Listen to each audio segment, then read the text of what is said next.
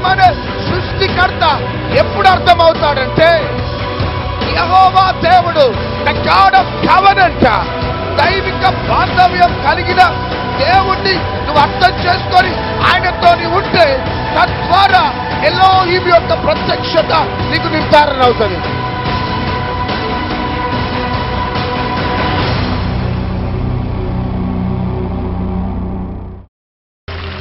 ఎందుకు నీకు దేవుడు అర్థం కావట్లేదు? పక్కన వారితో చెప్పండి. ఆదికాండము 1వ అధ్యాయంలో చూస్తే 1వ అధ్యాయము 1వ వచనం. ఆదియందు దేవుడు భూమి. చాలు. ఆదియందు దేవుడు. అందరు చెప్పండి. 3వ వచనం చదవాలి. దేవుడు. చాలు. 5వ వచనం చదవాలి. దేవుడు వెలుగునకు పగలనియు. చాలు. 6వ వచనం చదవాలి. మరియు దేవుడు. చాలు. 9వ వచనం చదవాలి. దేవుడు ఆకాశము క్రిందనున్న. చాలు. 10వ వచనం చదవాలి.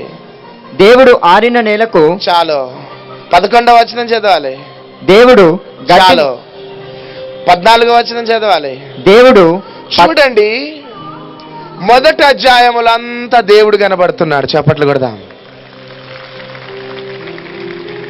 2వ అధ్యాయములోకి వచ్చేసరికి 4వ వచనం చదవాలా. దేవుడైన యెహోవా. చాలు.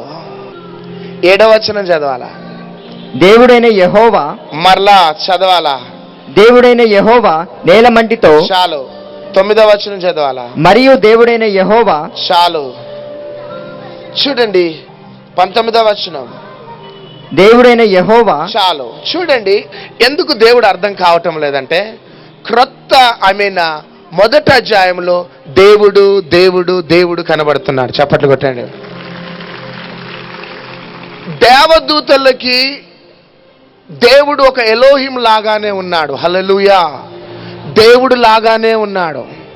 అయితే 2వ అధ్యాయంలో మానవులని తయారు చేయగానే దేవుడైన యెహోవాగా మారిపోయినాడు. చప్పట్లు కొట్టండి. యెహోవా హీబ్రూలో యాహ్వే, దేవుని యొక్క పెట్ నేమ్. ఇశ్రాయేలులు ఏమనేవారంటే యాహ్వే అనేవారు, యెహోవా. అయితే 1వ అధ్యాయంలో దేవుడు దేవుడు దేవుడు. ఒకటి చెప్పాలా, దేవుడు మనకి అర్థమైనంత రీతిలో దేవదూతలకు అర్థం కాడు. ఓకే, దేవదూతలు దేవుణ్ణి అర్థం చేసుకోవాలంటే దేవుడు అర్థం కాడు. హల్లెలూయా. ఎందుకంటే దేవదూతలకి ఇమోషన్స్ లేవు. ఆ ఏడవటము, కన్నీరు, నవ్వటము అట్లాంటి ఏముండవు దేవదూతలకి. అయితే దేవదూతలు దేవుణ్ణి ఎప్పుడు అర్థం చేసుకుంటారంటే భూమి మీద ఉన్న నిన్ను చూసినప్పుడే. దేవదూతలు దేవుణ్ణి చూస్తే దేవుడు అర్థం కాడు. హల్లెలూయా. దేవుడు దేవదూతలకు ఎప్పుడు అర్థమవుతాడంటే భూమి మీద ఉన్న నిన్ను చూసినప్పుడే. నువ్వు భూమి మీద ఏడుస్తా ఉంటే దేవుడు పరలోకంలో ఏడుస్తాడు. అప్పుడు దేవుడు దేవదూతలకు అర్థమవుతాడు. నువ్వు సంతోషంగా ఉన్నప్పుడు పరలోకంలో దేవుడు సంతోషంగా ఉంటాడు. అప్పుడు నిన్ను దేవదూతలు చూసి దేవుణ్ణి అర్థం చేసుకుంటారు. ఎందుకంటే దేవదూతలకి ఎలోహిమే తెలుసు. ఆమేన్. దేవదూతలకి 1వ అధ్యాయంలో దేవుడు మాత్రమే, సృష్టికర్త మాత్రమే తెలుసు. 2వ అధ్యాయంలో దేవుడు మానవులను తయారు చేయగానే దేవుడైన యెహోవాగా మారిపోయినాడు. చప్పట్లు కొట్టండి. దేవుడైన యెహోవా అంటే ద గాడ్ ఆఫ్ కవెనెంట్. హల్లెలూయా. దేవుడు ఒక వ్యక్తితో ఒడంబడిక చేసుకోవటం, ఒక వ్యక్తితో కవెనెంట్. దేవుడు ఒక వ్యక్తితో సన్నిహిత సంబంధం కలిగి ఉండటము. యెహోవా అనగా ద గాడ్ ఆఫ్ కవెనెంట్. హల్లెలూయా. చూడండి, దేవుడు సృష్టితో నిబంధన చేసుకోలే, అందుకనే దేవుడుగా ఉన్నాడు. చప్పట్లు కొట్టండి. అర్థమవుతుందా బిడ్డ? అందుకని స్టార్టింగ్ లోనే నేను చెప్పిన. అర్థమవుతుందా? 1వ అధ్యాయంలో దేవుడు ఎలోహిం లాగా, సృష్టికర్త లాగా ఉన్నాడు. మానవులను తయారు చేయగానే దేవుడైన యెహోవాగా మారిపోయినాడు. యెహోవా అనగా ద గాడ్ ఆఫ్ కవెనెంట్, అంటే నిబంధన చేసుకునే దేవుడు. ఆ దేవుడు మానవునితో దగ్గర సంబంధం కలిగిన దేవుడు. చప్పట్లు కొట్టండి. దేవదూతలకి ఎలోహిమే తెలుసు. సృష్టికి దేవుడు ఎలోహిం లాగానే కనపరుచుకున్నాడు. మానవులను తయారు చేయగానే దేవుడైన యెహోవాగా మారిపోయినాడు. దేవుడైన యెహోవా అంటే మానవులతో ఉడంబడిక, కవెనెంట్, సన్నిహితంగా దైవ సంబంధం కలిగి ఉండటం దేవుడు ప్రారంభించినాడు. గట్టిగా చప్పట్లు కొట్టండి. నీకు ఎలోహిం ఎప్పుడు అర్థమవుతాడంటే నీకు యెహోవా అర్థమైనప్పుడే. ఆమేన్, హల్లెలూయా, హల్లెలూయా. నీకు ఎలోహిం ఎప్పుడు అర్థమవుతాడంటే నీకు యాహ్వే అర్థమైనప్పుడే. చప్పట్లు కొట్టండి. నీకు ఎలోహిం అనే సృష్టికర్త ఎప్పుడు అర్థమవుతాడంటే యెహోవా దేవుడు, ద గాడ్ ఆఫ్ కవెనెంట్, దైవిక బాంధవ్యం కలిగిన దేవుణ్ణి నువ్వు అర్థం చేసుకొని ఆయనతో నీ ఉంటే తద్వారా ఎలోహిం యొక్క ప్రత్యక్షత నీకు నిర్ధారణ అవుతుంది. హల్లెలూయా. లేకపోతే అర్థం కాడు ఎలోహిం. ఈ రోజులలో ఎందుకు దేవుడు అర్థం కావటం లేదు అంటే దేవునితో సన్నిహిత బాంధవ్యము లేదో, దేవునితో సన్నిహిత సంబంధం లేదో. ఇక మనం చూసుకున్నట్లయితే 2వ అధ్యాయము నుంచి దేవుడైన యెహోవా, దేవుడైన యెహోవా, దేవుడైన యెహోవా అనే కనబడతాడు. కానీ ఆ ఏదెను తోటలో పండు తినేటప్పుడు ఒక మాట చదువుదాం, అది చెప్పి నేను క్లోజ్ చేస్తా. 3వ అధ్యాయం 1వ వచనం నుంచి. దేవుడైన యెహోవా చేసిన సమస్త భూజంతువులలో సర్పము యుక్తి గలదై ఉండెను. అది ఆ స్త్రీతో, ఇది నిజమా? ఈ తోట చెట్లలో దేని ఫలములనైనను మీరు తినకూడదని దేవుడు చెప్పెనా? దేవుడు చెప్పెనా అని అడిగెను. దేవుడైన యెహోవా చెప్పెనా అనలే, దేవుడు చెప్పెనా అన్నాడు. అంటే లూసిఫర్కి దేవుడైన యెహోవా ప్రత్యక్షత లేదు. ఆమేన్. లూసిఫర్ దేవదూతకి ఎలోహిం దేవుడు అనే ప్రత్యక్షతనే తెలుస్తున్నది. అయితే ఇక్కడ జరిగిన పొరపాటు ఏంటిదంటే పండు తిన్న పొరపాటు కాదు, ఇక్కడ జరిగింది చూద్దాం, చదవండి. అందుకు స్త్రీ, ఈ తోట చెట్ల ఫలములను మేము తినవచ్చును, అయితే తోట మధ్య ఉన్న చెట్టు ఫలములను గూర్చి దేవుడు మీరే. చాలు, తోట మధ్యలో ఉన్న, అయితే చదువు, అయితే తోట మధ్య ఉన్న చెట్టు ఫలములను గూర్చి దేవుడు. చాలు, దేవుడు అని అవ్వ అంటున్నది. ఏదైతే సాతాను ప్రత్యక్షత కలిగి ఉన్నాడో ఈ అవ్వ కూడా అదే ప్రత్యక్షత కలిగి ఉన్నది. That is the main default. పండు తిన్నది కాదు అసలు పొరపాటు. లూసిఫర్ కి ఏ ప్రత్యక్షత ఉన్నదో అవ్వకు కూడా అదే ప్రత్యక్షత. అది దేవునికి బాధ పెట్టిన అనుభవం. ఉర్రమాష్యాల అవ్వ ఏమనాలంటే దేవుడు పండు తినొద్దని చెప్పినాడా అవ్వ అంటే, దేవుడైన యెహోవా అని అంటే అక్కడ డిఫరెంట్ ఉండేది. కానీ ఏదైతే లూసిఫర్ అన్నాడో అదే అవ్వ కూడా అంటున్నది. అది అక్కడ ఒక పెద్ద మేజర్ బ్రేక్ డౌన్ జరిగింది. What ever revolution Lucifer had, the same revolution ఈ అవ్వ కూడా పొందుకున్నది.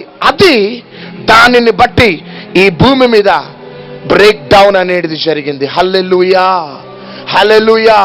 ప్రియ దేవుని బిడ్డలారా, నీకు ఎలోహిం ఎప్పుడు అర్థమవుతాడు అంటే నీకు యాహ్వే అర్థమైనప్పుడే. చప్పట్లు కొట్టండి. దేవుడైన యెహోవా అర్థం కావాలి. దేవుడైన యెహోవా అర్థం ఏంటిదంటే ద గాడ్ ఆఫ్ కవెనెంట్. దేవుడు మనతో సన్నిహిత బాంధవ్యం కలిగిన వాడు. ఆమేన్. నీవు దేవునితో మంచి రిలేషన్షిప్ కలిగి ఉంటే, దేవునితో మాట్లాడే అనుభవం కలిగి ఉంటే, దేవునితో ముఖదర్శనం చూసే అనుభవం కలిగి ఉంటే ఆటోమేటిక్ గా ఎలోహిం నీకు అర్థమైపోతాడు. హల్లెలూయా. సృష్టిని చూసి నువ్వు కన్ఫ్యూజ్ కానవసరంలే, నక్షత్రాలను చూసి నువ్వు కన్ఫ్యూజ్ కానవసరంలే, ప్రకృతిని చూసి నువ్వు కన్ఫ్యూజ్ కానవసరంలే. ఈ ప్రకృతి, ఈ సృష్టి అంతా కూడా ఈజీగా నీకు అర్థమైపోతుంటది. గట్టిగా చప్పట్లు కొడదామా? హల్లెలూయా. ఈ రాత్రి ప్రభువా, నాకు ఈ భూమి మీద బ్రతికినంత కాలం నాకు ఎలోహిం ప్రత్యక్షత కాదు నాయనా, నాకు దేవుడైన యెహోవా ప్రత్యక్షత కావాలి. ఆమేన్. నాకు దేవుడైన యెహోవా ప్రత్యక్షత నేను కలిగి ఉంటే ఆటోమేటిక్ గా నాకు ఎలోహిం అర్థమైపోతాడు ప్రభు అని. అందుకనే చూడండి, అబ్రహాముకి ఆ ప్రత్యక్షత కలిగి ఉన్నాడు. ఆమేన్. అబ్రహాము దేవుడైన యెహోవా ప్రత్యక్షత కలిగినవాడు. అబ్రహాము దేవునితో ఒడంబడిక చేసుకున్నవాడు. అబ్రహాము దేవునితో కవనెంట్ చేసుకున్నవాడు. రోగం వస్తే నా దేవుడు రోగాన్ని తొలగించే దేవుడని అబ్రహాముకు తెలుసు. చెప్పండి కొట్టండి. వ్యాధులు వస్తే వ్యాధులని నాశనం చేసే దేవుడు నాతో ఒడంబడిక చేసిన దేవుడు. ఆమేన్. దయ్యాలు వచ్చినా, దురాత్మ శక్తులు వచ్చినా, చేతబడి శక్తులు వచ్చినా నన్ను, నా కుటుంబాన్ని ఏమి చెయ్యలేవు. ఎందుకంటే నేను దేవునితో నిబంధన చేసుకున్న నిబంధన జనాంగాన్ని. నేను ఇస్సాకుని నేను ముక్కలు నరికినా, ఆ ముక్కలు నరికినా ఆ ముక్కలని గ్యాదర్ చేసి నా కొడుకుని బ్రతికించే దేవుడే నేను నమ్ముకున్న దేవుడు. కొడదామా చేపట్లో? ఊరామా షందరలరియాల. నీవు ఎలోహిమ ప్రత్యక్షతలో ఉన్నంత కాలం ఏడుస్తావు. ఎలోహిం అనుభవంలో ఉన్నంత కాలం you don't have any peace in your family. Don't be in Elohim revelation. Come out from that Elohim revelation. Enter into Jehovah experience. చప్పట్లు కొట్టండి. జెహోవా ఎక్స్పీరియన్స్ ఏంటంటే దేవుడు మనతో ఒడంబడిక నిబంధన చేసుకున్న దేవుడు. రామా షందరల రియాల హురామా నామాషియాల. కోట్ల నక్షత్రాలను తయారు చేసిన దేవుడు, సూర్య చంద్ర నక్షత్రాలను తయారు చేసిన దేవుడు నీకు ఉద్యోగం ఇవ్వడా బిడ్డ? హల్లెలూయా, హల్లెలూయా. కొన్ని మిలియన్ల నక్షత్రాలను తయారు చేసిన ఆ దేవుడు నీ 10 లక్షల అప్పు తీర్చాడా కొడక? యా, వా, హల్లెలూయా. తీర్చాడా? 10 లక్షలు ఎంత? ఆమేన్, ఆమేన్, హల్లెలూయా, హల్లెలూయా. ఈ ప్రత్యక్షత లేదండి. పక్కన వారితో చెప్పండి, ఈ ప్రత్యక్షత లేదు నీకని చెప్పండి. సెకండ్ తీసుకొని చెప్పండి. చెప్పండి బిడ్డ, ఇది లేదు. అయ్యో నా పిల్లల పెళ్ళిళ్ళు కావటం లేదే, నా పిల్లల ఏజ్ అయిపోతున్నదని ఏడవకిక. నీవు గాని నమ్మితే కొడుకులాంటి అల్లుణ్ణి దేవుడు నడిపిస్తాడు. హల్లెలూయా, హల్లెలూయా. కొండ మీద ఉన్న కోతిని సైతం నీ దగ్గరికి తీసుకొని వస్తాడు దేవుడు. నమ్ముతున్నారా? ఎంతమంది నమ్ముతున్నారు? హల్లెలూయా. నేను నమ్ముతున్న ప్రియ దేవుని బిడ్డలారా, ఈ రోజు దాకా ఎలోహిం అనుభవంలో ఉన్నారు. ఎలోహిం అంటే he is our creator, he is our creator. ఆయన సృష్టికర్త అని లూసిఫర్కి, దేవదూతలకి ఏ అనుభవం ఉన్నదో ఆ అనుభవంలో బ్రతికినావు. కానీ ఈరోజు ఏ అనుభవంలోకి రావాలంటే దేవుడైన యెహోవా అనుభవంలోకి రావాలను. నువ్వు ఏ అనుభవంలోకి రావాలంటే యాహ్వే, యెహోవా అనుభవంలోకి రావాలి. యెహోవా అనుభవం ఏంటంటే ద గాడ్ ఆఫ్ కవెనెంట్. అబ్రహాముతో ఎప్పుడైతే నిబంధన చేసినాడో, అబ్రహాము చనిపోయే అంతకాలం అబ్రహామును, కుటుంబాన్ని, వంశావళిని దీవించటానికి ఆయన నమ్మదగిన దేవుడు. అంతే. ఊరమా షందరల రియాల రబా నమాషియాల. ఈరోజు నువ్వు ఏ పోరాటం మధ్యలో ఉన్నావో, ఏ వ్యతిరేకతల మధ్యలో ఉన్నావో బయటపడకు సహోదరి, సహోదరుడా. ఈ టీవీ ప్రోగ్రామ్ చూస్తున్న సహోదరుడు, సహోదరి, నీ బిజినెస్ లో నువ్వు లాస్ అయిపోయినావో, నీ మినిస్ట్రీలో డిస్టర్బ్ అయిపోయి ఉన్నదేమో, భయంకరమైన దీర్ఘకాల వ్యాధులతో బాధపడుతున్నావేమో, క్యాన్సర్ అనే వ్యాధిని సెకండ్స్లలో మట్టమాయం చేసే దేవుడే నువ్వు నమ్ముకున్న దేవుడా. ఎయిడ్స్ అనే సింప్టమ్స్ ని నీ బాడీలో నుంచి తొలగించటానికి ఆయన ఇంకా బ్రతికే ఉన్నాడు. ఆయన ఊరా బాబా బాబా శ్యాందరాల రియాల 10 లక్షలు కావచ్చు, 10 కోట్ల అప్పు కావచ్చు, 10 కోట్ల అప్పు లైఫ్ లాంగ్ నిన్ను దీవించటానికి, అప్పుల బంధకాల నుంచి నిన్ను తొలగించి నిన్ను ఒక దేశం యొక్క ఉన్నతమైన స్థాయిలోకి తీసుకొని వెళ్ళటానికి 2015లో ఆయన ఇంకా బ్రతికే ఉన్నాడు. చప్పట్లు కొట్టండి. ఓరా హల్లెలూయా, హల్లెలూయా. ఎంతమందికి అర్థమవుతుంది బిడ్డ మెసేజ్? కానీ ఈరోజు మొదటి నేమ్స్ ఆఫ్ గాడ్, మొదటి పేరు ఏంటిదంటే ఎలోహిం. అందరు చెప్పండి. ఎల్ అనే మాటకి అర్థం దేవుడు, ఓహిం అనే మాటకి అర్థం ఐఎమ్ లో ఎంతమంది ఉన్నారు? ఐఎమ్ తండ్రి, కుమార, పరిశుద్ధాత్మ త్రియేక దేవుడు ఉన్నారు. చప్పట్లు కొట్టండి. అయితే ఈ ఎలోహిం అర్థం కావాలంటే మొదటిగా ఎవరు అర్థం కావాలి? మనకి యెహోవా అర్థం కావాలి. హల్లెలూయా. జెహోవా గాడ్ అర్థం కావాలి. Jehovah the God of covenant, మనతో నిబంధన చేసుకొని మనకు దగ్గరగా ఉండే దేవుడు. హల్లెలూయా, హల్లెలూయా. మనల్ని ప్రోత్సాహపరిచి మనల్ని బలపరిచే గొప్ప దేవుడు. కాబట్టి ఈ రోజు దాకా నీకు ఏ సెకండ్ థాట్ ఉన్నదో, నీవు ఆయా రీతులుగా దేవుని బట్టి నువ్వు డిస్టర్బ్ అవుతున్నావేమో, కానీ నా ప్రియ దేవుని బిడ్డలారా, ఈరోజు నువ్వు ఎందుకు ఇక్కడికి నడిపించబడ్డావంటే నీ జీవితంలో ఒక నూతనమైన మహిమ కలిగిన కార్యాన్ని దేవుడు చేయాలని ఆశపడుతున్నాడు. గర్భఫలం లేదా భయపడకు. I challenge in the mighty name of Jesus. Doctors reports ని తారుమారు చేసి, మెడికల్ సైన్సెస్ రిపోర్ట్స్ ని తారుమారు చేసి నీ గర్భాన్ని తెరిచి నీకు మంచి ఆశీర్వాదం ఇచ్చే దేవుడే నీ దేవుడా. ఈ రాత్రి నువ్వు ఏ అనుభవంలో వెళ్ళాలంటే బిడ్డ, దేవునితో నిబంధన చేసుకోవాలి. ఆమేన్, హల్లెలూయా. దేవునితో సన్నిహిత బాంధవ్యం కలిగి నువ్వు నిబంధన చేసుకోవాలి. నువ్వెప్పుడైతే ఆయనతో మంచి నిబంధన చేసుకుంటావో, చూడండి, దేవుడు అబ్రహాముకు చెప్పకుండా ఏమీ చేయలేదట. గట్టిగా చప్పట్లు కొట్టండి.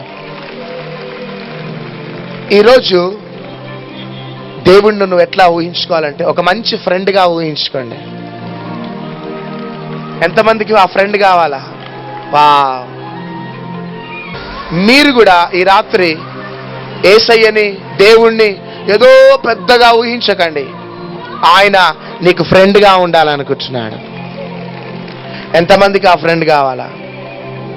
లేచి నిలబడదాం.